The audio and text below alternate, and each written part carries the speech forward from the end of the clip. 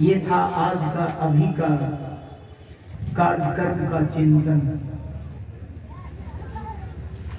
इसी चिंतन के सानिध्य में आगे का कार्य भार को मैं अपने माथे पर उठाकर कुछ दूर ले जाने का प्रयास करता हूं। मैंने जो कुछ भी बोला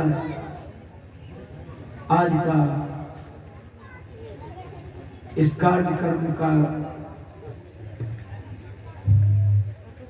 चिंतन के रूप में मैं रखा। अब आप इसी चिंतन के महासागर में डुबकी लगाते रहें, हीरा पाने की कोशिश करते रहें। मैंने आचार्य धर्मस्वरूप साहब की पंक्ति आप लोगों को सुनाने की हिम्मत की। बराबर आप लोग कहते हैं कि नित्य सत्संग में जाइए, तजी ममता अभिमान, जो जो पग भूमि पड़े कोटि तीर्थ समान। बंधुओं,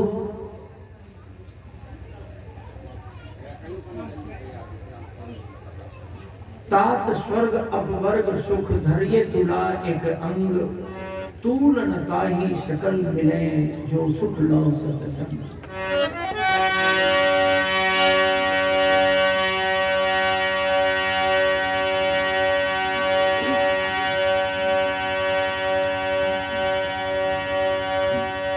प्रभु राम 14 वर्ष वनवासी जीवन यापन करके लौटकर अयोध्या आए थे। आप लोग रामायण पढ़ते हैं।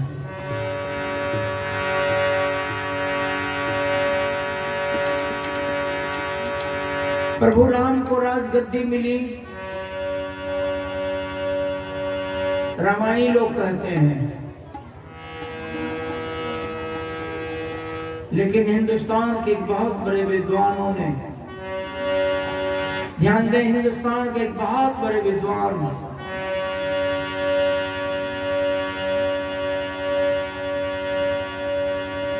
अपनी किताब में लिखा कि राम को राजगद्दी नहीं मिली। लेकिन जनरल लोग मानते हैं कि राजगद्दी मिली। ये अपना अपना सोच पर निर्भर करता है। पंडित राहुल संस्कृतियां लिखा कि भगवान राम को राजगद्दी नहीं मिली। राजगद्दी मिलने में शुरू से अंत तक विवाद बना रहा। अयोध्या से लौट कर आने के बाद भी विवाद बना रहा। लेकिन गोस्वामी तुलसीदास जी ने राजगद्दी अपनी कलम से दिलवाया। पंडित राहुल संस्कृतियां वो राहुल संस्कृतियां थे जिन्होंने हिंदू धर्म का प्रचार करने के लिए चीन गए थे। एक भाषा में बहुत सारी भाषाओं का विद्वान थे। चीन में प्रवेश करने के लिए उनको बर्फ पर सोना पड़ा था, कितने साल भूखा रहना पड़ा था। अंत में कोई रास्ता जब नहीं मिला तो भेड़ा चलाने वाले के साथ हो गए और भेड़ा चराने वाला का कंबल से अपने तन को ढककर भेड़ा चराने वाले के साथ चलकर चीन का बॉर्डर पार कर दिया। बहुत सालों तक वो चीन में रहा, प्रचार किया। जब चीन से पंडित राहुल संस्कृतियां लौटे थे तो 26 खच्चर के पीठ पर, ध्यान देना, 26 खच्चर के पीठ पर पुस्तक लाद करके भारत लौटे थे, जिसमें रास्ते में 6 खच्चर उनका मर गया। वो पंडित राहुल संस्कृतियां ने अपनी किताब में लिखा कि भगवान राम को 14 वर्ष के लिए वनवास को भेजा गया था। 14 वर्ष के अवधि में, 14 वर्ष के वनवासी जीवन में जितनी तकलीफ उनको उठानी पड़ी, जितना कष्ट महसूस करना पड़ा, उस क्षति की पूर्ति की व्यवस्था की गई भगवान राम के लिए। कब? जब लौट करके अयोध्या आए थे लंका से, तब उस क्षति की पूर्ति के लिए व्यवस्था की गई राम के लिए, न कि राजगद्दी गद्दी दी गई। पंडित राहुल संस्कृतायन ऐसा लिखा अपनी किताब में। बंधुओं, भगवान श्री रामचंद्र जी कार्यरत हो गए। महारानी कौशल्या बराबर रोती थी। बेटा का कुशल जानने के लिए, लेकिन राम के पास वक्त नहीं मिलता था कि माँ के निकट बैठकर माँ से सुख दुख की बात करूं।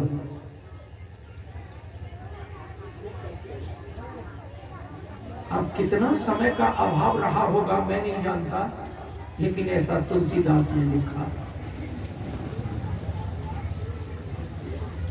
कौशल्या को चैन नहीं है।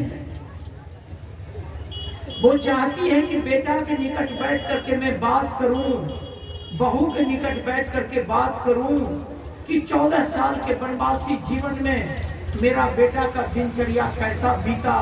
लेकिन राम को माँ के निकट बैठने का फुर्सत ही नहीं।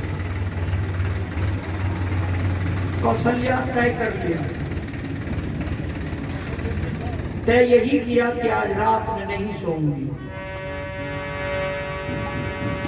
बेटा से समय मांगूंगी। हर रात जगी रह गई, मतलब रात्रि के मध्य बेला में रोती हुई गई और राम का आराम गाह के दरवाजे को खटखटाई।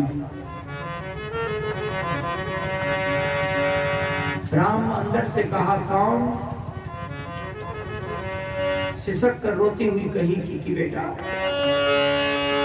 दरवाजा खोल, खोल बेटा दरवाजा, मैं तेरी मां कौशल्या हूं।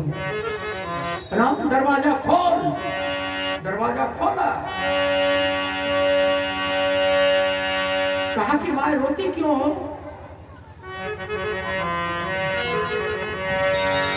कहा कि बेटा आंसू का तालाब भरा हुआ है।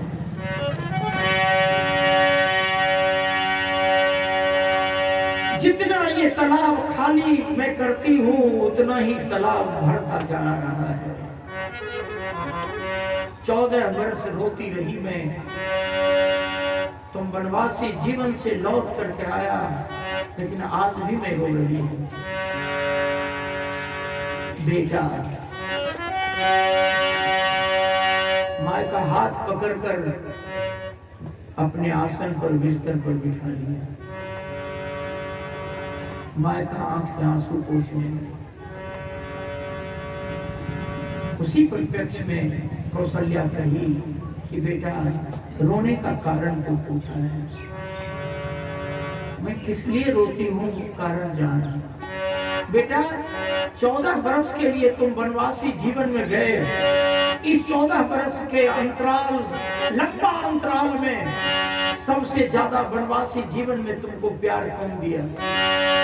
बेटा सबसे ज्यादा स्वादिष्ट भोजन तुमको कौन दिया, कहाँ दिया?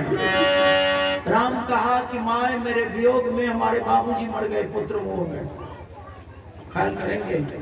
राम कहा कि माए पुत्र मोह में बाबूजी मर गए, तुम भी मरना चाहती हो। ये प्रश्न वापस लो, ये प्रश्न का उत्तर नहीं दूंगा। कौशल्या माथा पीट कर रोने लगी। बार बार निर्देश करती है कि तुमको उत्तर देना। कहा माँ मर जाओगी तुम, उत्तर नहीं दूंगा। कौशल्या जूझ गई।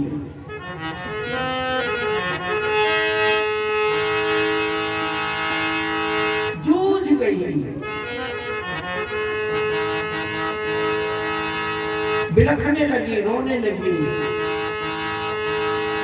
कहने लगी तुझ बिन सूना जीवन धन है, सुनी है गोद नगरिया।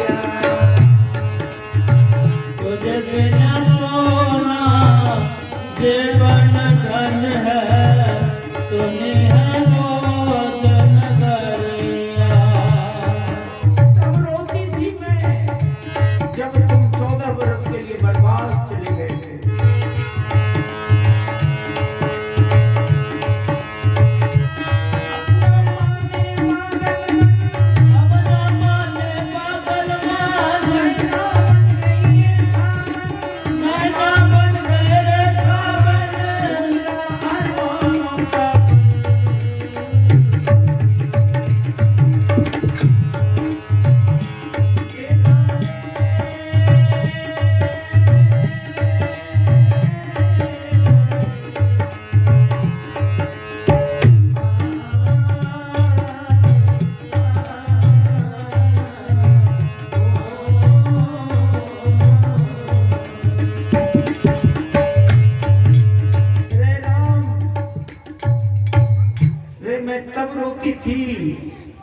और जब तुम 14 वर्ष वनवासी जीवन से लौट कर आए, अब भी मैं रो रही हूँ।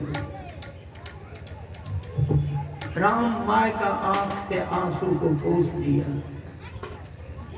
और कहा कि मैं प्रश्न का उत्तर दूंगा तो तुम और रोएगी।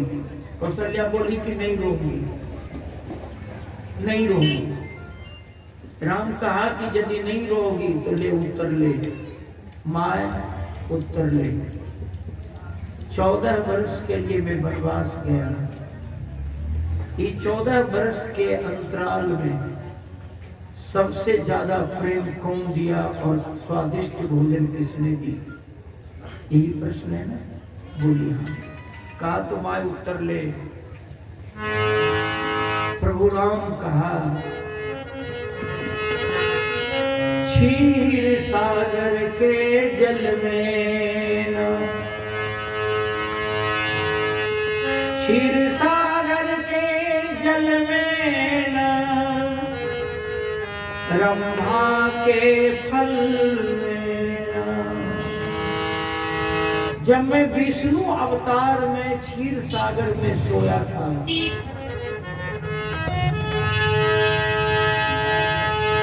सहस्र खंड को सजा करके नाग देवता रक्षा कर रहे थे।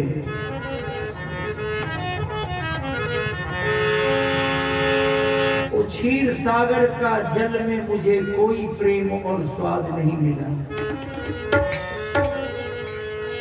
क्षीर सागर के जल में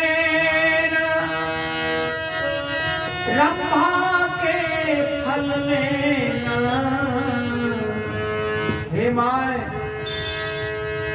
भगवान को भोग लगाते हैं संत महात्मा लोग केला का फल लेकर के। केला केला उसको रंभा फल कहा।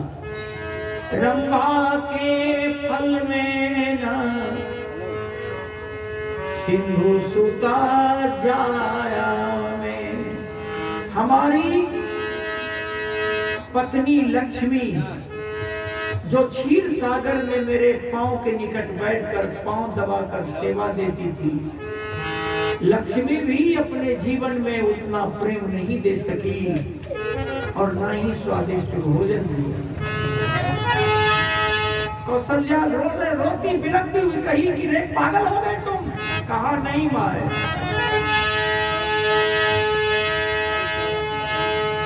बड़ा बेढंग प्रश्न करती है। बोली बेटा उत्तर दे। कहा माय, अयोध्या के अन्न में ना, मिथिला के उदन में ना। अयोध्या का अन्न खा करके मैं तरुण अवस्था को प्राप्त किया, लेकिन माय तुम्हारे इस अयोध्या का अन्न में भी मुझे उतना प्रेम और स्वाद नहीं मिला। अयोध्या के अन्न में ना, मिथिला के उदन में ना। विदेह राजा जनक के दरवाजे पर धनुष जग का महायज्ञ होने वाला था। हमारे बाबूजी को निमंत्रण नहीं था, तुम जानती हो माए। उस समय मैं गुरुजी के आश्रम में रहकर मैं स्वाध्याय कर रहा था, पढ़ रहा था। गुरु विश्वामित्र को निमंत्रण मिला यज्ञ देखने का, मेला देखने का। गुरु विश्वामित्र के साथ मैं पहुंचा। वहां लोगों ने बहुत स्वागत किया हमारे गुरुजी का, लेकिन वहां तो हर राज्य के जवान लोग पहुंचे थे। यज्ञ का प्रारंभ वहीं से किया गया कि भगवान शिव का धनुष विदेह राजा राजा के दरबार में रखा गया और उद्घोष किया गया कि जो भगवान शिव का धनुष को तोड़ेगा सीता की जानकी के साथ उसी के साथ शादी की जाएगी। मैं वहां रावण भी आया था और रावण का साधु बाली भी पहुंचा था।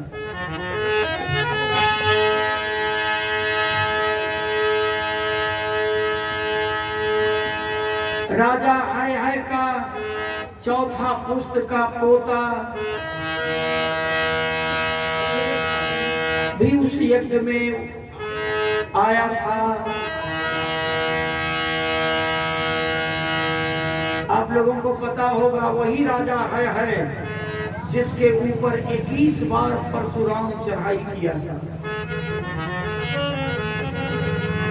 ध्यान देंगे, वही राजा है जिसके ऊपर 21 बार परशुराम चढ़ाई करके उस चंद्रवंशी क्षत्रिय का महाशक्ति को विनाश किया था। राजा है इसी कौम का थे जिसको आप अहिर कहते हैं, जाट कहते हैं, जादव कहते हैं। उसी राजा है का चौथा पुस्त का पोता जिसका नाम था बाणासुर। विदेह राजा जनक के दरवाजे पर धनुष तोड़ने के समय मैं भी था, हमारी भी उपस्थिति थी।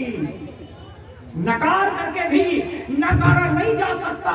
आज हिंदुस्तान का एक मुट्ठी आदमी रामायण को अपनी बहुमूल्य संपत्ति मान लिया।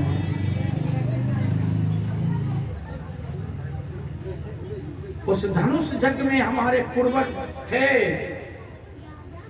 राजा है का चौथा पुस्त का पोता बाणासुर थे। उसी वंश का मैं भी हूं। सूर मने वीर, सूर मने देवता, असुर नहीं लिखा, बाणासुर। भगवान रामचंद्र जी मां को बता रहे हैं कि मां बाणासुर धरती पर धनुष पर हाथ रखा, धनुष को तोड़ नहीं पाया। क्यों? इसलिए कि रावण बैठा था कि हमारे रहते हुए हमारे इष्ट भगवान शंकर का धनुष को कौन तोड़ेगा, मैं उसे छठी का दूध पिला करके मार डालूंगा। रावण के बगल में महारथी बाली बैठा था। आप लोगों को पता है ना, राजा मैदानव के राज्य में 2 लड़की पाई गई थी।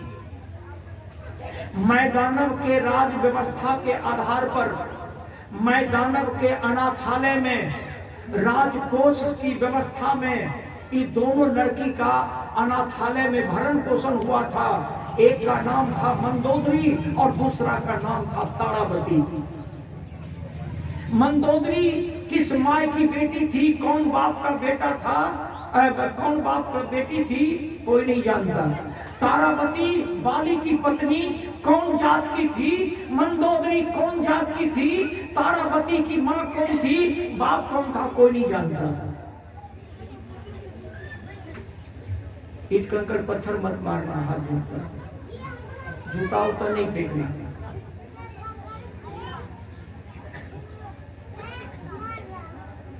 सीता की कौन मां थी, कौन बाप था, कोई नहीं जानता।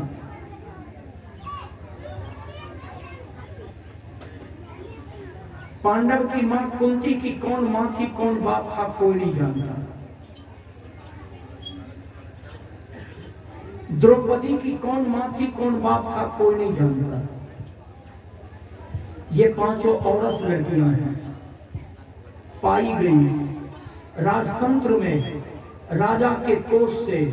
इस सभी का अनाथालय में भरण पोषण हुआ और यही कारण है कि स्वयंवर नचाकर लोगों की भीड़ जुटाकर उसमें किसी एक के साथ पानी ग्रहण करवा दिया ताकि स्वयं कल उस लड़की को त्यागे नहीं, उस लड़की को कोई छोड़े नहीं, उस लड़की का जीवन बर्बाद न हो। राजतंत्र का ऐसा नियम था। लेकिन हम लोग तो रामायण में उलझे हुए हैं। बड़ी भारी बदनामी का बोझ में माथे पर लिया। जब इतिहास के पृष्ठभूमि में जाता हूं और जब इतिहास पर बोलता हूं, एक साधारण पढ़ा लिखा आदमी हूं, लेकिन रामायण पढ़ने वाले लोग कभी कभी मुझे गाली भी देते हैं। भगवान राम माय से कहा कि माय, अयोध्या के अन्न में ना, मिथिला के उदन्न में ना। बाणासुर जब धनुष पर हाथ रखा, बाणासुर का हाथ धनुष पर है, बाणासुर पलट करके देखा तो बाणासुर को अपने दादा की घटी हुई घटना याद आने लगा। क्यों? परशुराम को भी आने की खबर थी। लोग दहल रहे थे कि परशुराम आ रहे हैं। वही परशुराम जिसने राजा है के बाणासुर के दादा के ऊपर 21 बार चढ़ाई करके राजा है की महाशक्ति को मट्टी पीड़ित किया था। रामायण के पृष्ठभूमि में, रामायण के दुनिया में आप जाकर थोड़ा सा आप अलग हटकर आप इतिहास के पृष्ठभूमि में जाएं। बाणासुर का हाथ धनुष पर है, लेकिन उसकी छाती दहल रही है कि सामने में रावण बैठा है, सामने में बाली बैठा है, ये धनुष तोड़ने के विपक्ष में बैठा है, धनुष भंग होने से बचाने के लिए आया है। भगवान शिव, भगवान शंकर को रावण इष्ट मान करके बैठ गया है। परशुराम भी आने वाला है। हमारे पास जनमत की शक्ति नहीं है। अगर मैं धनुष तोड़ता हूं तो मैं मारा जाऊंगा। रामायण है, मुखदंत नहीं बोल रहा हूं। बाणासुर धनुष पर से जनमत की शक्ति न होने के कारण बाणासुर धनुष पर से हाथ उठा लिया। अब उस धनुष को कौन तोड़ेगा? उस धनुष को कौन तोड़ेगा? विश्वामित्र ऊंचे सिंहासन पर बैठे हुए हैं। राम लक्ष्मण गुरु के सर पांव के निकट बैठे हैं। सबों की दृष्टि विश्वामित्र की तरफ है। बाणासुर धनुष पर से हाथ उठा लिया है, इसलिए कि हमारे पास जनमत की ताकत नहीं है। धनुष को तोड़ूंगा, ये सारे लोग मिलकर के मेरी हत्या कर देंगे। हाथ उठा लिया।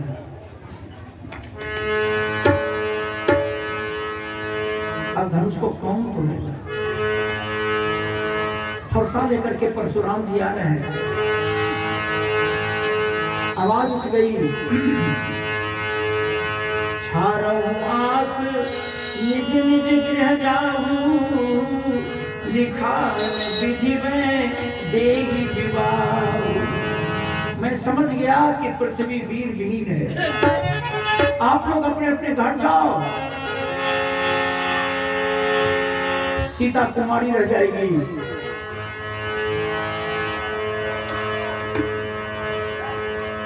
लक्ष्मण उठा। लक्ष्मण के मन में भी कुछ रहा होगा।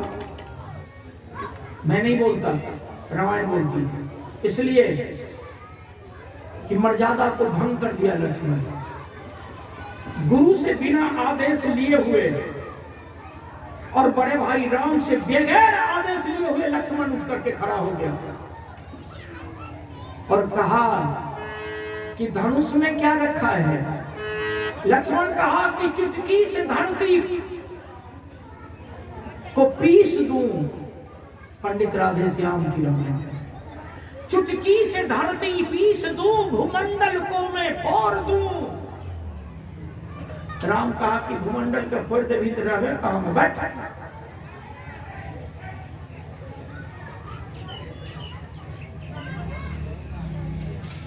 बंधुओं, अनुशासनहीनता का काम कर रहे हो तुम। बगैर गुरुजी से आदेश लिए हुए तुम उठ करके खड़ा हो गए, बैठ।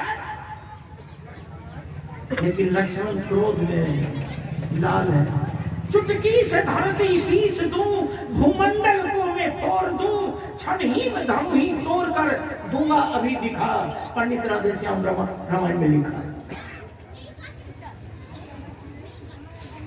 राम जी बोले कि बैठ गए, बैठ गए, बैठ गए। इसीलिए थोड़ी मस्करी किया, थोड़ी सी मैं अंदर से वो आवाज दिया कि लक्ष्मण के मन में भी कुछ रहा होगा। बगैर गुरु जी से पूछे हुए और बगैर बड़का भाई की अनुमति लिए हुए उठ करके खड़ा हो गया। तो चुटकी से धरती, मैं नहीं बोलता, रामायण की पंक्ति बोलती है कि चुटकी से धरती पीस दूं, भूमंडल को मैं तोड़ दूं, क्षण ही में धनु ही तोड़ कर दूंगा अभी दिखा, आदेश करो मैं धनुष को तोड़ दूंगा। तो विश्वामित्र साहब इशारा किया, बेटा बैठ बैठ बैठ। रहा होगा लक्ष्मण के मन में कुछ बात, लक्ष्मण जी बैठ गए। अब मैं आप लोगों को ले चलता हूं वाल्मीकि रामायण की तरफ। स्वामी वाल्मीकि जी ने अपनी रामायण में लिखा, भगवान राम से विश्वामित्र जी महाराज बोले, वत्स राम, हे राम, वाल्मीकि रामायण की पंक्ति है, वत्स राम धनुष, हे राम धनुष को देख लिया। राम कहा कि गुरुदेव अहम धनु पश्य, मैं धनुष को देख लिया।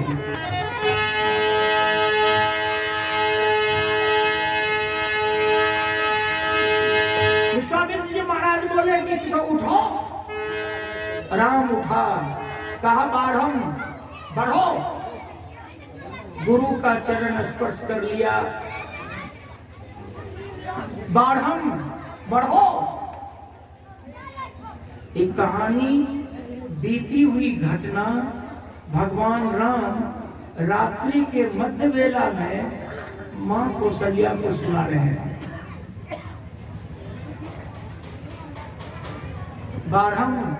बढ़ो। धनुष के निकट जाकर धनुष को प्रणाम किया और संपूर्ण सकल समाज को विनम्र भाव से राम प्रणाम करके और धनुष को सहजे उठा लिया। ताली तो बजी होगी।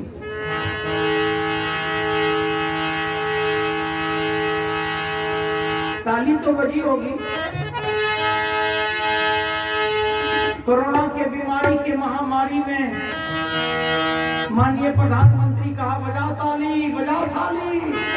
हे देखो बजवा लगे, हे बुढ़वा, हे चंदन वाला, हे देखो अधू मर्दवा कही, बजाओ थाली। बस जय प्रधानमंत्री कहलखिन बजाओ ताली, तो हमें तो कीर्तन में कर लो, तब ताली बजे ना शुरू। ताली बजे लो तो कोरोना के बीमारी भाग लो की।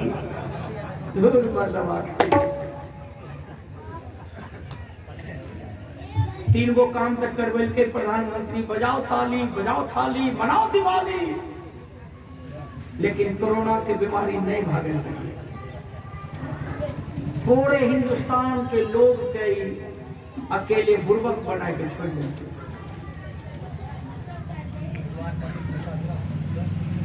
आरो जे बाकी साकी कुकर्म से करबै तो लोड हो रहे, बहुत दूर तक देते ही बात।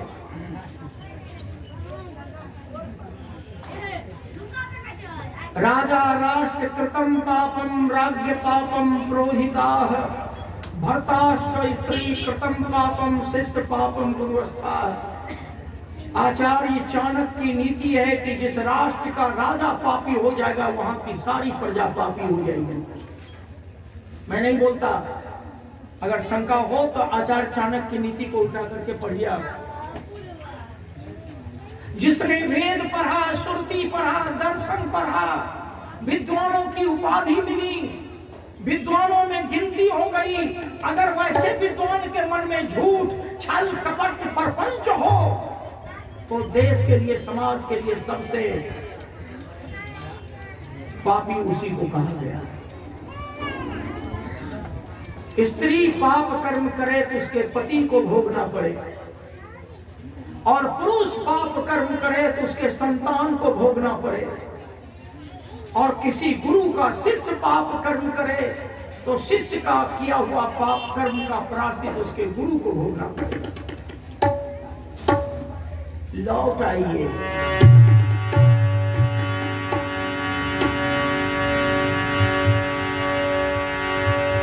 बंधुओं, भगवान रामचंद्र जी धनुष को उठा लिया। अब आइए लौट करके तुलसीदास जी क्या अपना मंतव्य दिया। तुलसीदास जी कहा कि कौशल्या का सूत जब हाथ में पिनाक लिए, तुलसी की भविष्यवाणी है। कौशल्या का सूत जब हाथ में पिनाक लियो, तोड़वे की बेरी सोच कियो बात चारी के। भगवान राम धनुष को उठाए, उनको 4 बात की चिंता हो गई। तुलसीदास ने भविष्यवाणी की, जो नसीब धनुष तोरो कूल में कलंक होवे। राम जी धनुष उठाकर खड़ा है और सोचने लगे कि इतने लोगों के समूह में यदि मैं धनुष को नहीं तोड़ता हूं तो कुल की मर्यादा में दाग लग जाएगा, कुल में कलंक हो जाएगा। अब मैं क्या करूं?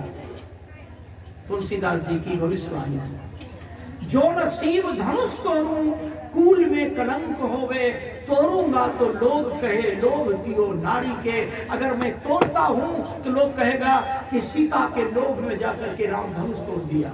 नहीं कोई कहते तो हमें तो लक्ष्मण के बारे में कहिए दिलिए हो।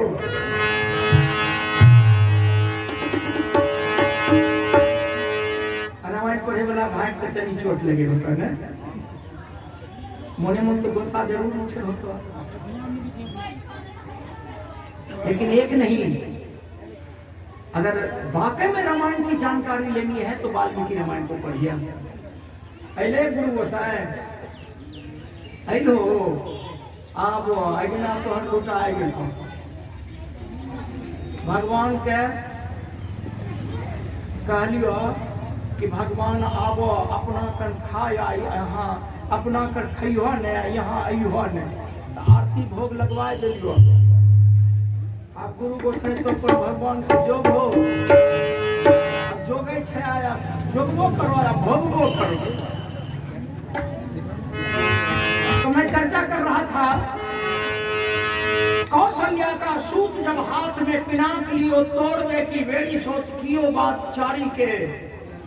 जो नसीब धनुष तोड़ो कूल में कलंक होवे। तोड़ूंगा तो लोग कहे लोभ कियो नारी के।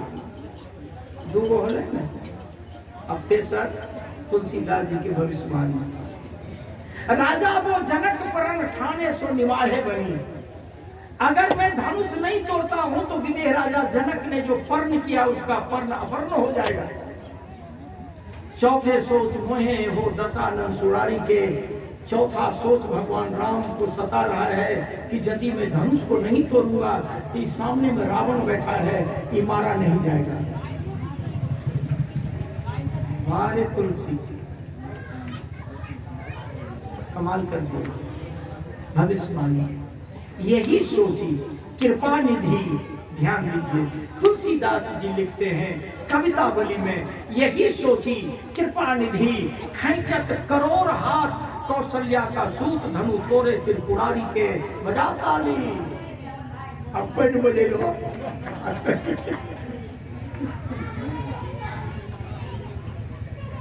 धनुष तोड़ दिया। अब रामायण के मंक के तरफ चलिए।